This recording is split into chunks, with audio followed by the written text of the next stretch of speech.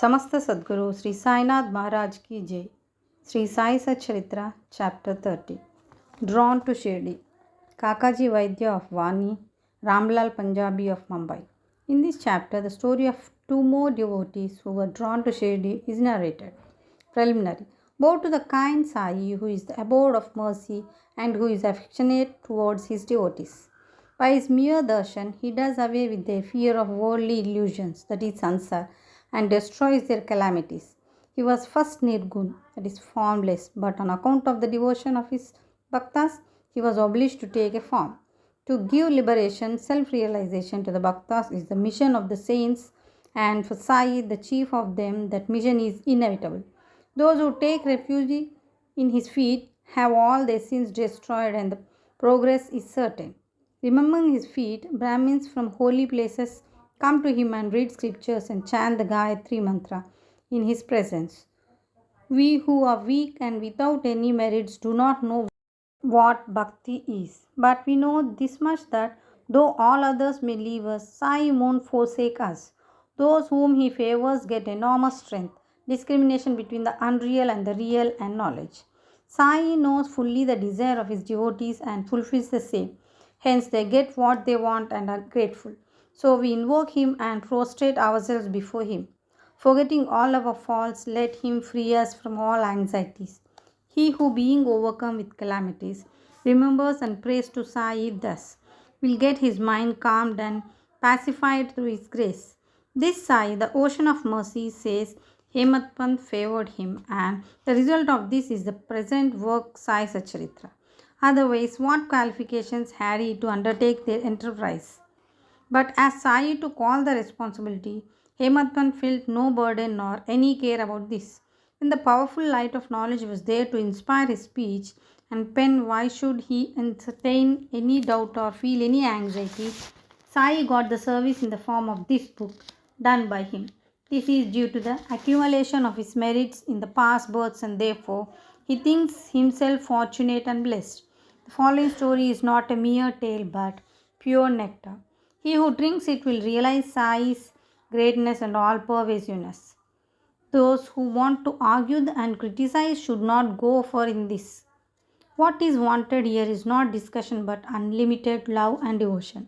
Learned, devout, and faithful believers are those who consider themselves as servants of the saints, will like and appreciate their stories. Others will take them to be fables. The fortunate bhaktas of Sai will find the Sai Leelas as the Kalpataru, that is, wish fulfilling tree. Drinking in or devouring this nectar of Sai Leela will give liberation to the ignorant jivas, satisfaction to the householders, and a sadhana to the aspirants. Now we come to the story of this chapter. Kakaji Vaidya. There lived in Vani, Nasik district, a man named Kakaji Vaidya. He was a priest of goddess Saptashringi there. He was so overpowered by adverse circumstances and calamities that he lost peace of mind and became quite restless. Under such circumstances, one evening he went into the temple of the goddess and prayed unto her from the bottom of his heart and invoked her aid to free him from anxiety. The goddess was pleased with his devotion, and the same night appeared to him in his dream and said to him, "You go to Baba and then your mind will become calm and composed." Kakaji was anxious to know from her who this Baba was, but before he could get any explanation, he was awakened. Then he began to think as to who might be this Baba to whom the goddess had asked him to go.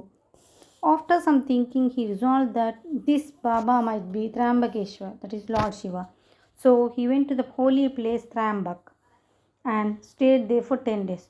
During this period, he bathed early in the morning, chanted a Rudra hymns, did the Abhishek, that is pouring fresh water over the pindi, and did other religious rites. But with all this, he was as restless as before. Then he returned to his place and again invoked the goddess most pitifully. That night he again appeared in his dream and said, "Why did you go to Trambakeshwar in vain? I mean my Baba, Sri Sai Samarth of Shirdi." The question before Kakaji now was how and when to go to Shirdi and how to see Baba. If anybody is in real earnest to see a saint, not only a saint but God also fulfills his wish. In fact, the saint, the Sant, the Anant, that is God, are one and the same. There is not the least difference between them. If anybody thinks that he will go on his own wish and see a saint, that will be a mere boast. Unless the saint wills it, no one is able to go and see him. Even the leaf of the tree won't move without his bidding. The more anxious a bhakta is for the visit to the saint, the more devout and faithful he is, the more speedily and effectively is his wish satisfied in his heart's content. He who invites anybody for a visit also arranges everything for his reception, and so it happened with Kakaji. Shama's vows. When Kakaji was thinking about his intended visit to Shirdi, a guest came to him and his place to take him to Shirdi. He was no other than Shama, a very close and intimate devotee of Baba. How he came to Vani at this juncture, we shall just see. Shama was severely ill. When he was very young and his mother had taken a vow to a family goddess Saptashingi at Vani that if a son got well, she would bring and dedicate him at her feet. Then after some years of the mother herself suffered much from ringworms on her breasts. At that time, she again took another vow to her deity that if she got all right, she would offer her 2 silver breasts. These 2 vows remained unfulfilled.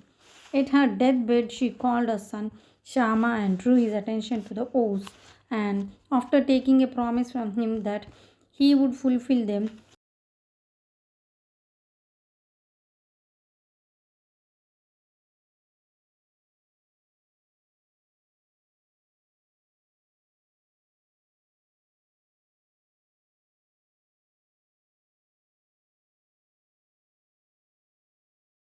breathed her last. After some time, Shama forgot about these vows, and thus 30 years elapsed. About this time, a famous astrologer had come to Shirdi and stayed there for a month. His predictions in the case of Sriman Bhuti and others came true, and everybody was satisfied. Shama's younger brother Bapaji consulted him and was told about his mother's vows, which his elder brother had promised to fulfill at her deathbed and not yet fulfilled. Hence, the goddess was displeased with him, and that was bringing troubles on them. Papaji told his to his brother Shama, who was then reminded of the unfulfilled vows. On thinking that any further delay would be dangerous, he called a goldsmith and got a pair of silver breasts prepared. Then he went to masjid, prostrated himself before Baba, and placing before him the 2 silver breasts, requested him to accept them and free him from the vows, as to him he was his Saptashringi goddess. Then Baba insisted upon him to go himself to the temple of Saptashringi and offer them at the feet of the goddess. Thus, after taking Baba's permission and Udi, he left for Vani, and while searching for the priest, reached Kakaji's house. Kakaji was then very anxious to visit Baba, and Shama went there to see him at that very time. What a wonderful coincidence was this! Kakaji asked him who he was and when did he come, and on learning that he came from Shirdi, he at once embraced him. So overwhelmed was he with love. Then they talked about Sai Leelas, and after finishing the rites of Shama's vows, they both started for Shirdi. On reaching the place, Kakaji went to masjid and fell at Baba's feet. His eyes were soon bedewed with tears, and his mind attained calmness. According to the vision of goddess, no sooner did he see Baba than his mind lost all its restlessness and became calm and composed. Kakaji began to think in his mind, what a wonderful power is this? Baba spoke nothing. There was no question and answer, no benediction pronounced. The mere darshan itself was so conducive to happiness, the restlessness of my mind disappeared by his mere darshan. Consciousness of joy came upon me. This is what is called the greatness of darshan. His vision was fixed on Sai's feet, and he could not utter no word. Hearing Baba's Leelas, his joy knew no bounds. He surrendered himself completely to Baba, forgot his anxiety and cares, and got undiluted happiness. He lived happily there for 12 days, and after taking Baba's leave, Udi and blessings returned home. Kushal Chand of Rahata. It is said that a dream which we get in wee hours of the morning generally comes out true in the waking state. This may be so, but regarding Baba's dreams, there is no restriction of time. To quote an instance, Baba told Kaka Sahib Dikshit one afternoon to go to Rahata and fetch Kushal Chand to Shirdi, as he had not seen him since long. Kaka Sahib accordingly took a thonga and went to Rahata. He met Kushal Chand and gave him Baba's message. On hearing it, Kushal Chand was surprised and said that while he was taking a noon nap after meals, Baba appeared in his dream and asked him to come to Shirdi immediately, and that he was anxious to go, as he had no horse of his own nearby. He had sent his own to inform Baba. When his son was just out of village border, Dikshit Tanga turned up. Dikshit then said that he was sent specially to bring him. Then they both went in Tonga back to Shirdi. Kushal Chand saw Baba and were pleased. Seeing this Leela of Baba, Kushal Chand was much moved. Ramlal Punjabi of Mumbai. Once a Punjabi Brahmin of Mumbai named Ramlal got a dream in which Baba appeared and asked him to come to Shirdi. Baba appeared to him as Mahant, that is saint, but he did not know his whereabouts. He thought that he should go and see him about, but as he did not have his address, he did not know what to do. But he who calls anywhere to him also makes the necessary arrangements for the same. The same happened in this case. The same afternoon, when he was strolling in the street, he saw a picture of Baba in a shop.